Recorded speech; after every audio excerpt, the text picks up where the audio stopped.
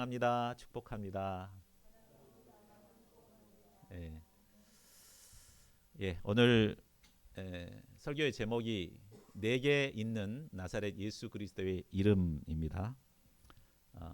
내게는 나사렛 예수 그리스도의 이름이 있습니다. 우리 같이 해볼까요? 내게는 나사렛 예수 그리스도의 이름이 있습니다. 예, 나에게뿐만 아니라 우리 옆에 있는 분들에게도 예수 그리스도의 이름이 있죠. 우리 옆 사람에게 또 인사해 볼까요? 당신에게 예수 그리스도의 이름이 있습니다. 예, 그 예수 그리스도의 이름이 얼마나 큰 능력이 있는지 오늘 말씀을 통해서 깊이 영접할 수 있기를 바랍니다. 자, 6절 말씀을 우리 같이 읽고 제 기도로 시작하겠습니다. 시작. 베드로가 이르되 은과 금은 내게 없거니와 내게 있는 이것을 내게 주노니 나사렛 예수 그리스도의 이름으로 일어나 걸으라 하고, 고마우신 하나님, 허물지고 연약한 죄인을 예수님의 십자가의 은혜와 또 부활의 권능으로 구원하여 주신 것을 감사합니다. 저희들에게 예수 그리스도의 이름 권세를 주셨는데 저희가 이것을 알지 못하고 참 지낼 때가 얼마나 많았습니까? 오늘 말씀을 통해서 내 안에 있는 예수 그리스도의 이름을 깨닫게 도와주시고 또 이 예수 그리스도의 이름을 의지하여서 참 봄학기 캠퍼스를 살아가는 저희들이 되기를 원합니다. 이 시간 말씀에 풍성한 은혜를 허락하여 주시옵소서. 감사하고 모든 말씀을 주 예수 그리스도의 이름으로 기도하였습니다. 아멘. 예, 올해 초 꿈의 직장이라 불리었던 마이크로소프트, 또 구글, 아마존에서 직원 감축안을 발표했습니다. 마이크로소프트사는 올해 연말까지 1만 명 이상의 직원을 감축한다고 했습니다. 또 구글은 계열사를 포함해서 20% 이상, 그러니까 약 4만 명의 직원을 감축한다고 했습니다. 아마존도 몇 달에 걸쳐서 18,000명의 직원을 감축한다고 발표했습니다. 자, 이처럼 직원을 감축하는 이유가 무엇일까요? 여러 사람들이 하던 일을 이제 AI가 대신하게 되었기 때문입니다. 자, 4차 산업혁명으로 인해 갈수록 취업의 문은 좁아져만 가고 있습니다. 이 때문에 아예 취업을 포기하는 청년들이 늘어나고 있습니다. 통계를 보면 우리나라 대학 졸업자 중에 3명 중 2명이 취업을 포기하고 있답니다. 또 취업을 포기하는 사람들을 뭐라 그러죠? 니트족이라고 하죠. 근데 2020년 기준으로 보면 우리나라는 취업을 포기하는 청년들이 20.9%로 OECD 국가 중에 3위에 해당된다고 합니다. 취업을 포기하고 또 사람들의 도움을 기대하며 살아가는 청년들은 오늘 본문에 나오는 미문 앞에 앉아있는 안진뱅이와 같습니다. 이들은 자신에게 은과 금을 줄 누군가를 기다리지만 그런 기회가 오지 않기 때문에 하루하루 이렇게 사람들에게 구걸하며 살아가고 있습니다. 자, 우리는 이런 청년들을 도와야 할 목자들입니다. 그러나 우리에게는 그들이 원하는 은과 금이 없습니다.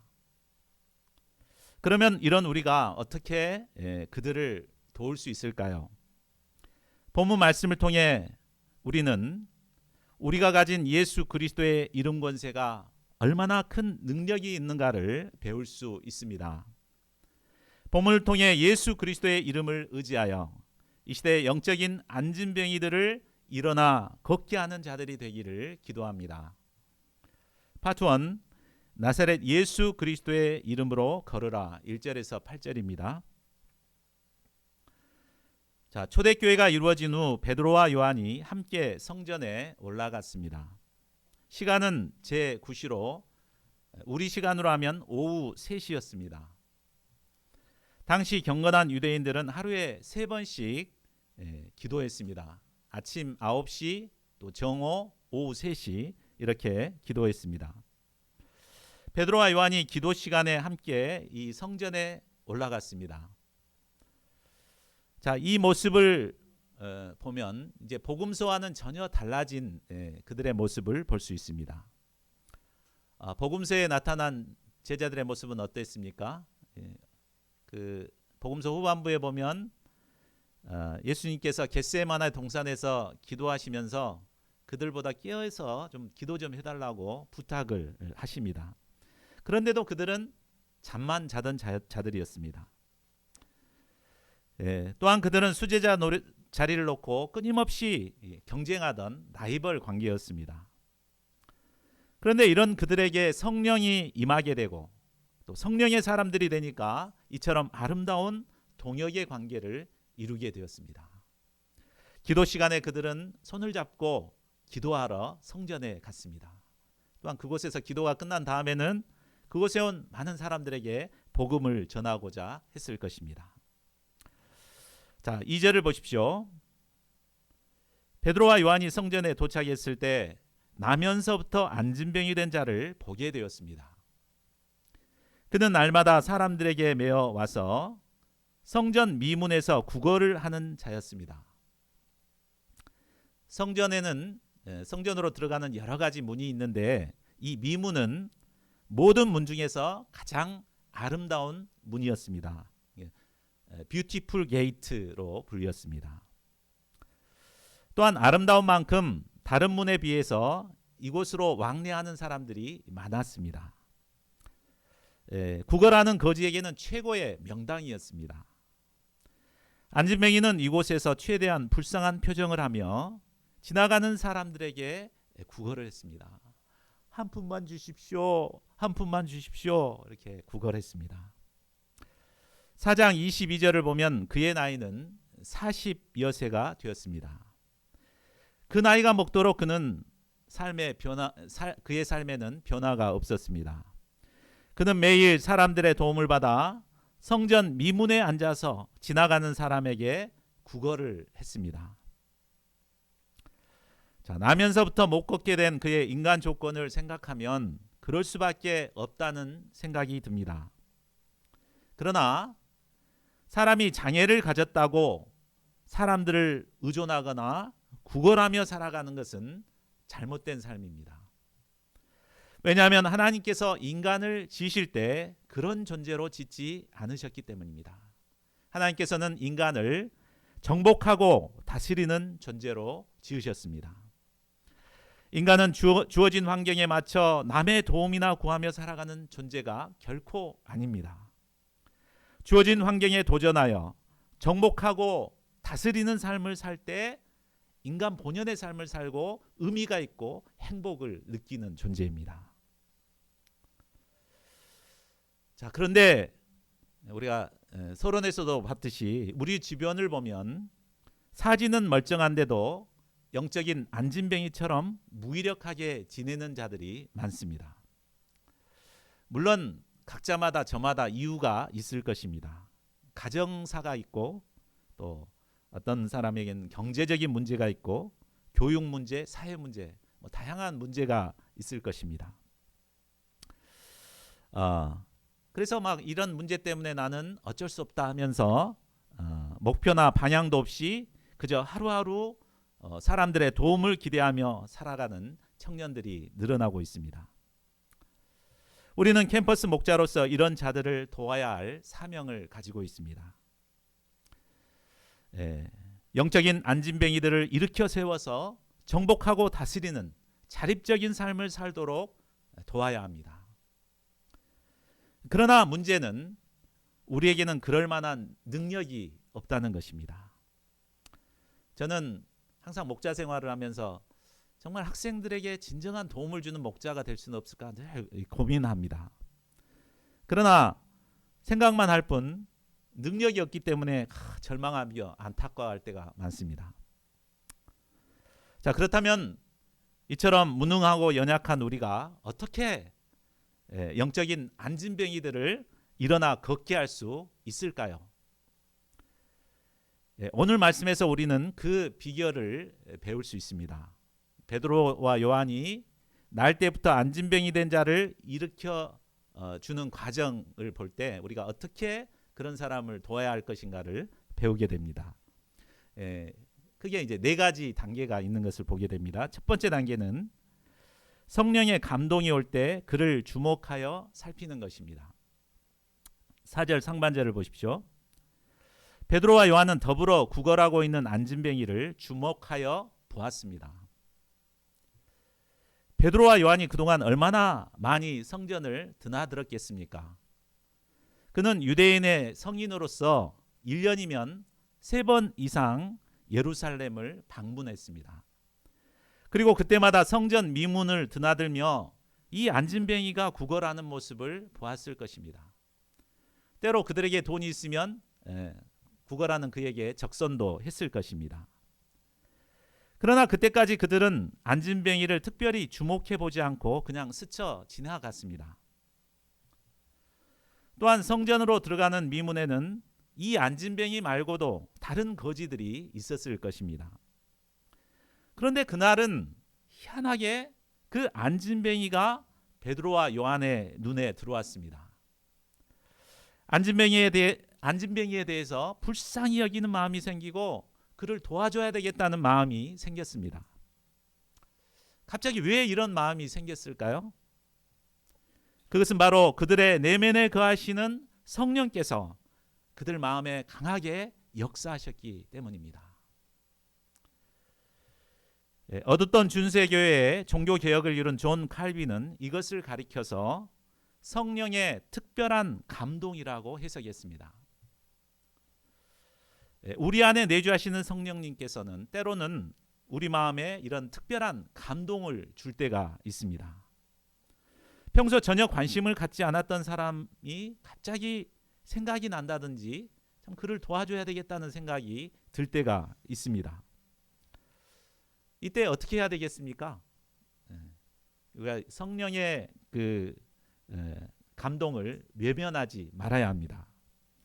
그것이 왜 성령께서 이런 감동을 주셨는가 직접 주목해서 확인해 보는 것이 필요합니다. 문자로 확인하든지 할 수만 있다면 직접 가서 만나서 얘기도 들어보고 확인해 보는 것이 필요합니다. 자, 두 번째 단계는 그 사람도 도우려는 자신에게 관심을 갖도록 하는 것입니다. 자, 베드로와 요한은 그를 주목할 뿐만 아니라 그가 자신들을 주목하여 보도록 도왔습니다. 우리나라 속담에 손뼉도 마주쳐야 소리가 난다고 했습니다. 내가 주목하여 관심을 쏟은 만큼 상대방도 나에게 관심을 가져줘야 서로 교감이 이루어지고 또 그의 문제를 우리가 도울 수 있는 것입니다. 요한복음에서 보면 예수님께서 사마리아 여인을 도울 때 그렇게 하셨습니다.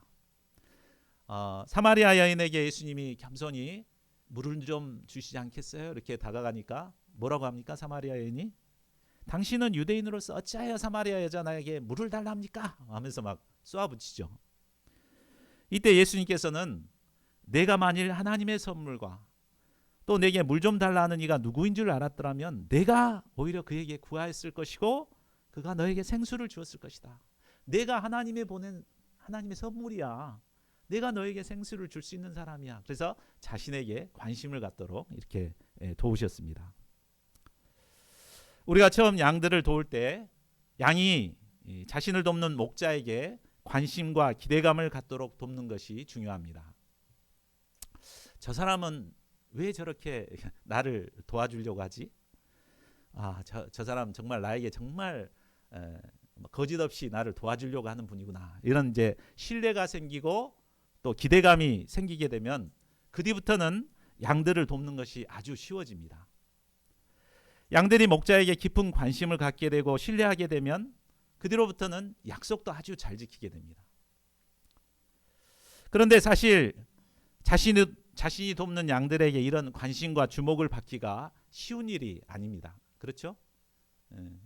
나는 사랑하는데 그 사람은 막 전화도 안 받아버리고 문자도 씹고 막 이렇게 할 때가 참 얼마나 많습니까? 그 관심과 기대를 갖도록 하기 위해서는 양들에게 전적으로 희생하고 헌신해 주는 것이 필요합니다. 또 양들에게 필요한 것이 무엇인가 줄 수 있는 사람이 되고자 부단한 자기 노력이 필요합니다. 이를 통해서 양에게 신뢰를 얻게 될 때 이제 목자와 양과의 아름다운 관계가 맺어질 수 있습니다. 자, 세 번째 단계는 공짜로 얻고자 하는 거지 근성을 내려놓도록 돕는 것입니다. 베드로와 요한이 우리를 보라고 하자 안진뱅이는 그들에게서 무엇을 얻을까 기대했습니다. 이처럼 우리가 양들에게 한없는 관심과 사랑을 베풀다 보면 양들은 목자에게 더 큰 것을 기대하게 됩니다. 뭐 은을 주려고 하는 거 아닌가? 금을 주려고 하는 거 아닌가? 이런 기대감을 갖습니다. 이런 기대감 때문에 9번 잘해주다가 한 번 기대에 어긋나면 양들은 결국 목자를 원망하고 불평하고 떠나게 됩니다. 이처럼 인간이 인간을 의지하고 인간에게 기대하는 것은 신앙생활에 있어 큰 걸림돌이 됩니다. 자, 사람이 사람에게서 뭔가를 얻고자 하는 것, 이것을 한마디로 뭐라고 하죠? 거지 근성이라고 합니다. 이런 거지 근성을 갖고 있을 때 결코 일어나 걸어가는 자립적인 사람이 될 수 없습니다. 그러므로 우리는 사람을 도울 때 그가 사람에게 기대하는 이런 거지 근성을 내려놓도록 도와야 합니다. 그리고 오직 하나님만을 의지하는 자립적인 사람이 되도록 도와야 합니다. 자, 마지막 네 번째로는 나사렛 예수 그리스도의 이름으로 일어나 걷게 해야 합니다. 우리 6절을 다 같이 읽어보겠습니다. 시작. 베드로가 이르되 은과 금은 내게 없거니와 내게 있는 이것을 내게 주노니 나사렛 예수 그리스도의 이름으로 일어나 걸으라 하고. 자, 베드로에게는 은과 금이 없었습니다. 은과 금은 사람에게서 얻을 수 있는 최고의 것을 의미합니다. 사람들은 사람에게서 최고의 것을 기대합니다. 요즘처럼 취업하기 어려운 시대에는 취업을 해줄 수 있는 사람이라면 얼마나 좋겠습니까? 그런 사람 만나고 싶지 않습니까? 아마 우리 교회에서 참 캠퍼스 양들이 원하는 직업을 줄 수 있다, 그런 능력이 있다, 이렇게 소문이 난다면 아마 여기에 미어 터질 것입니다. 그러죠? 그러나 우리에게는 사람들이 원하는 은과 금이 없습니다. 그러나 우리에게 있는 것이 있습니다. 그것이 무엇입니까? 바로 나사렛 예수 그리스도의 이름입니다. 여기서 나사렛 예수라는 말은 사람들의 손가락질을 받고 무시하는 이름이었습니다. 유대인들은 나사렛에서 무슨 선한 것이 날 수 있느냐 하며 예수님을 무시하고 조롱했습니다. 급기야 이 예수님을 십자가에 못 박아 죽이기까지 했습니다. 그러나 예수님은 사망 권세를 파하시고 죽은 자 가운데서 부활하셨습니다. 그래서 인류를 죄와 죽음에서 구원할 그리스도가 되셨습니다. 나사렛 예수 그리스도, 이 이름 속에는 십자가와 부활의 권능이 담겨져 있습니다. 이 이름 속에는 어떤 죄도 사하시는 권세가 담겨 있습니다. 어떤 죽음의 권세도 파하시고 승리하는 능력이 담겨 있습니다. 예수님께서는 나사렛 예수 그리스도의 이름을 제자들에게 주셨습니다. 제자들에게만 주셨습니까? 바로 우리에게도 주셨습니다. 우리가 우리에게 있는 예수 그리스도의 이름을 의지하여 양들을 도울 때 우리는 이 시대의 영적인 안진뱅이들을 일어나 걷게 할 수 있습니다. 실패와 무기력과 절망의 그늘에 앉아 소망 없이 살아가는 자라 할지라도 정복하고 다스리는 자립적인 사람으로 변화시킬 수 있습니다. 6절 하반절에서 8절을 보십시오. 베드로는 예수님께서 주신 나사렛 예수 그리스도의 이름을 의지하여 선포합니다. 나사렛 예수 그리스도의 이름으로 일어나 걸으라. 그리고 구걸하게 하기 위해서 손을 내밀고 있는 그의 오른손을 잡아 일으켰습니다. 그러자 발과 발목이 힘을 얻어 일어났습니다. 안진병이 되었던 자는 너무 신기해서 막 뛰어보고 서서 걷기도 하고 뛰기도 했습니다. 베드로와 요한과 함께 성전으로 들어가면서 막 펄짝펄짝 뛰면서 하나님을 찬송했습니다. 그 전에는 40년 동안 자신은 성전 안에는 한 발도 못 들여봤습니다. 근데 이제 막 자유롭게 들어갈 수가 있어서 막 하나님을 찬송한 것입니다. 나사렛 예수 그리스도의 이름 권세는 베드로를 통해 안진병이가 일어나는 것으로 나타났습니다. 저는 목자 생활을 하면서 영적으로 안진병이 되었던 자들이 그리스도 예수의 이름으로 일어나는 일들을 많이 경험해 봤습니다. 그러면서 하나님께 영광을 돌리게 되었습니다. 순천대에 오는 학생들 대부분은 공부에 대한 소원도 없고 실패의식과 열등의식에 빠져 무기력하게 지내는 사람들이 대부분입니다. 한마디로 영적인 안진병이들이 참 많습니다. 저는 이런 양들에게 어떻게 하든지 나사렛 예수 그리스도의 이름만을 의지해서 일어나 걷도록 도왔습니다. 그랬을 때 영적인 안진병이들이 일어나 걸어가는 역사를 경험했습니다.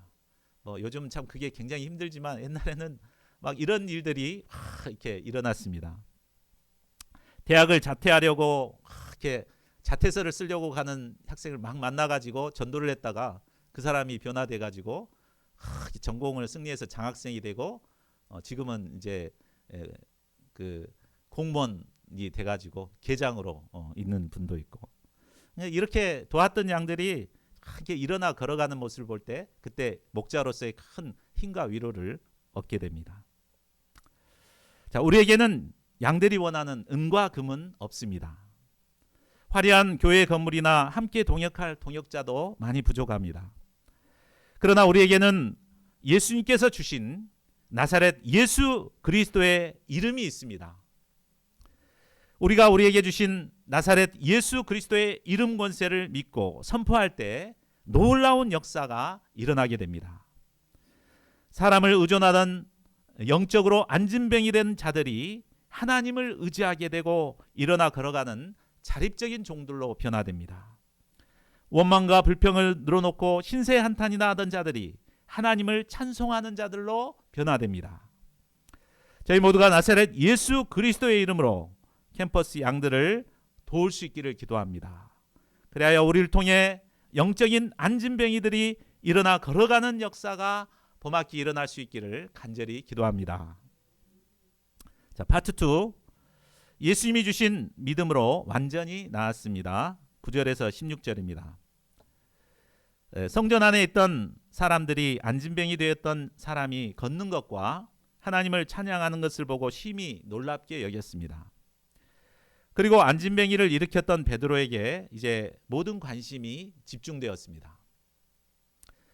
안진병이가 걷는 것은 메시아의 사역 중에 하나입니다. 그러다 보니까 저 사람이 메시아일지도 모르겠다 하면서 이렇게 모두가 관심을 가졌습니다. 11절을 보십시오. 안진병이었다가 나은 사람은 베드로와 요한을 붙잡았습니다. 그를 본 모든 백성들도 크게 놀라 솔로몬의 행각으로 모여들었습니다. 사람들은 베드로와 요한을 경외심의 눈으로 쳐다보고 있었을 것입니다. 이야, 자, 이런 환경이 되면 베드로가 어떤 말을 해도 이렇게 스폰지가 물을 빨아들이시듯이 이렇게 말씀을 받아들일 것입니다. 참 이런 분위기에서 말씀을 전하게 되면 얼마나 참 좋을까요? 자, 그래서 베드로가 설교를 시작합니다. 12절부터는 솔로몬의 행각에 모인 사람들에게 베드로가 설교한 내용입니다. 자, 베드로는 가장 먼저 자신을 놀랍게 여기고 있는 백성들에게 자신의 권능으로 이 사람을 걷게 한 것이 아니라고 분명히 밝힙니다. 예수 그리스도의 이름으로 큰 능력을 행한 후에 찾아오는 유혹이 있습니다. 그것은 자신의 권능으로 이렇게 고쳤다는 이런 큰 착각입니다. 이런 유혹에 넘어져 많은 능력을 행했던 사람이 문제에 빠지고 악영향을 끼치는 일들을 우리는 종종 보게 됩니다. 그러나 베드로는 큰 능력을 행하고 사람들이 자신을 우러러 보는 상황에서도 이런 문제에 빠지지 않았습니다. 그 일이 자신의 권능으로 한 일이 아니라고 분명히 선을 그었습니다. 그 다음 베드로는 그들의 죄 문제에 도전합니다. 13절에서 15절을 보십시오. 이스라엘 조상의 하나님께서 그의 종 예수님을 영화롭게 하셨습니다. 그런데 그들은 예수님을 로마 총독 빌라도에게 넘겨 죽이고자 했습니다. 총독 빌라도는 예수님께 죄가 없음을 확인하고 놓아주려고 했는데 그들이 거부했습니다. 그들은 거룩하고 의로운 예수님을 거부하고 도리어 살인한 사람을 놓아주라 하므로 생명의 주 예수님을 죽였습니다. 지난번 베드로의 오순절 설교에서 우리가 죄사함을 얻고 구원을 받기 위해서 가장 먼저 무엇을 깨달아야 한다고 했습니까? 자신이 예수님을 죽인 죄인이라는 사실을 깨닫는 것입니다. 여기서도 마찬가지였습니다. 바로 우리가 예수님을 죽였다라는 자신의 죄를 깨닫도록 베드로는 도왔습니다. 자, 그러나 15절 하반절을 보십시오. 그들이 생명의 주를 죽였지만 하나님은 죽은 자 가운데서 예수님을 살리셨습니다. 예수님은 사망 권세를 파하고 부활하신 부활이요 생명의 주가 되십니다. 베드로와 요한은 이 모든 일을 직접 목격하고 체험한 부활의 산 증인들이었습니다. 자, 베드로는 이제 본론으로 들어가 안진뱅이가 낫게 된 그 능력이 어디서 왔는가를 증거합니다. 우리 16절을 같이 읽어보겠습니다. 자, 시작. 그 이름을 믿음으로 그 이름이 너희가 보고 아는 이 사람을 성하게 하였나니 예수로 말미암아 난 믿음이 너희 모든 사람 앞에서 이같이 완전히 낫게 하였느니라. 예. 예수 그리스도의 이름에는 능력이 있습니다. 예. 베드로는 우리와 똑같은 연약한 자이지만 그가 예수님의 이름을 믿었을 때 그 믿음으로 날 때부터 안진뱅이 된 자를 완전히 낫게 할 수 있었습니다. 그런데 베드로가 자신이 가진 그 믿음 역시 예수로 말미암아 난 믿음이었다고 고백하고 있습니다. 다시 말해서 자신의 의지의 기초에서 내가 믿어야지 해서 믿은 게 아니라 예수님께서 그 믿음을 주셨기 때문에 믿을 수 있었다는 말입니다. 그리고 예수님이 주신 그 믿음으로 안진뱅이를 완전히 낫게 할 수 있었다고 고백합니다. 이를 볼 때 참 믿음이란 자기 확신에서 오는 것이 아니라 예수님께로부터 오는 것임을 알 수 있습니다. 자기 확신에 기초한 믿음은 아무런 능력이 없습니다. 그러나 나 자신은 아무것도 할 수 없음을 인정하고 겸손히 예수님의 이름을 의지하고자 할 때 예수님께서는 우리에게 참 믿음을 주십니다. 그리고 예수님께서 주시는 참 믿음이 있을 때 우리는 연약한 가운데서도 영적인 안진뱅이를 완전히 낫게 하는 역사를 이룰 수 있습니다. 저희 모두가 예수님께서 주시는 참 믿음을 소유함으로 안진뱅이와 같은 캠퍼스 양들을 완전히 낫게 할 수 있기를 기도합니다. 파트 3 예수님을 우리에게 먼저 보내신 이유 17절에서 26절입니다. 성전에 모인 백성들의 죄를 드러내고 책망한 베드로는 이제 그들의 연약함을 공감해 줍니다. 형제들아 너희가 알지 못하여서 그리하였으며 너희 관리들도 그리한 줄 아노라. 만일 그들이 예수님이 생명의 주님이시라는 것을 알았다면 예수님을 죽이는 죄를 범하지 못했을 것입니다. 그러나 하나님께서는 그들의 무지를 사용하셔서 모든 선지자의 입으로 예언하셨던 그리스도께서 받으실 고난을 이루셨습니다. 그렇다고 그들의 죄 문제가 합리화되는 것은 아닙니다. 19절을 보십시오. 그러므로 너희가 회개하고 돌이켜 너희 죄 없이 함을 받으라. 자신이 모르고 지은 죄에 대해서는 회개할 기회가 있습니다. 그러므로 회개할 기회가 주어졌을 때 속히 회개하고 죄 사함을 받아야 합니다. 그렇게 하면 새롭게 되는 날이 주 앞으로부터 이르게 됩니다. 죄악된 삶에서 벗어나 새롭게 변화되어 거룩한 하나님의 백성으로 살아가게 된다는 말입니다. 뿐만이 아닙니다. 장차 예수 그리스도께서 재림하시고 만물을 회복하실 때 영원한 하나님의 나라에 들어가는 영광을 누리게 됩니다. 자, 끝으로 베드로는 구약 성경의 핵심이 바로 예수 그리스도시요, 또 아브라함을 통해 약속하신 복이 예수 그리스도를 통해서 주시는 복임을 증거합니다. 자, 22절을 보십시오. 모세는 신명기 말씀을 통해 장차 하나님께서 너희를 위하여 나 같은 선지자 하나를 세울 것이라고 예언합니다. 그리고 누구든지 그 선지자의 말을 듣지 아니하는 자는 백성 중에서 멸망을 받으리라고 했습니다. 자, 모세가 말했던 나 같은 선지자는 바로 예수 그리스도를 예표합니다. 24절도 보십시오. 또한 사무엘 때부터 모든 선지자도 예수님이 오실 때를 가리켜 예언했습니다. 구약의 모든 말씀은 바로 오실 예수님에 대한 예언으로 가득 차 있습니다. 이 예언대로 하나님께서 예수님을 우리에게 보내주셨습니다. 그리고 누구든지 예수님의 말을 듣고 영접하는 자는 구원을 받게 하셨습니다. 그러나 예수님의 말을 듣지 않는 자는 멸망에 이르게 됩니다. 25절을 보십시오. 이스라엘 백성들은 선지자들의 자손이요 또 하나님의 조상과 더불어 세우신 언약의 자손입니다. 하나님께서 아브라함에게 땅 위의 모든 족속이 너의 씨로 말미암아 복을 받으리라고 언약을 하셨습니다. 여기서 너의 씨는 단수로서 예수 그리스도를 의미합니다. 하나님께서는 모든 족속에게 복을 주시려고 그종 예수님을 세워주셨습니다. 그들은 먼저 예수님의 복음을 영접하게 된 복을 받은 자들입니다. 그들이 그의 악함을 버리고 돌이켜 예수님을 영접하면 이제 아브라함을 통해서 약속하신 그 복을 자신들이 누리게 되는 것입니다.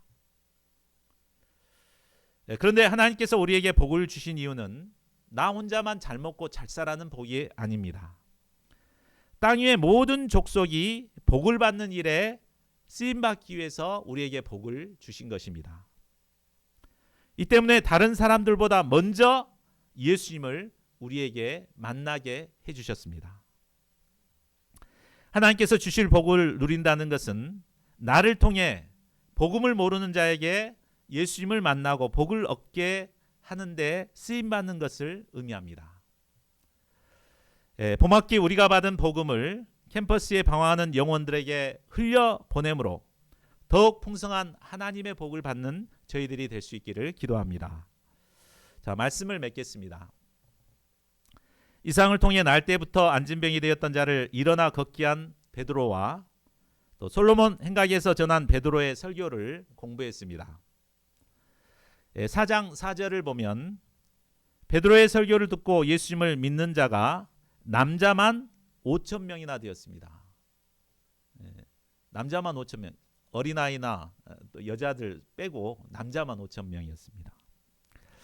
이는 오순절 설교를 통해 회개한 사람보다 더 많은 사람들입니다.